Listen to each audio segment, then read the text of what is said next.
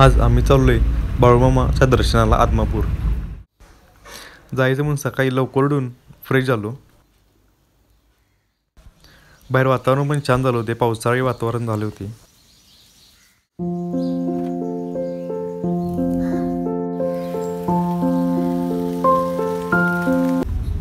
बाळूमामा मंदिर हे कोल्हापूरपासून 40 किलोमीटर आहे.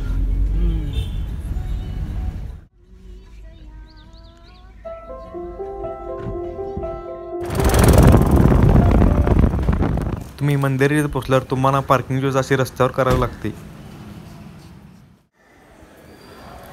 आम्ही दर्शनाला सोमवारी गेलो, त्यामुळे गर्दी काहीच नव्हती. तुम्ही पण काही जाणार असेल ऑड डेला जावा, सोमवारी गर्दीच नव्हती.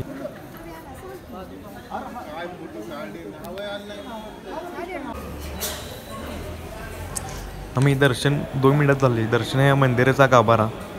दर्शन झाल्यानंतर आमचा अचानक राधानगरीला जायचा प्लॅन झाला, सो आम्ही राधानगरीला चाललो. ही आहे राधानगरीची एंट्री. हा आहे या राधानगरीचा रस्ता.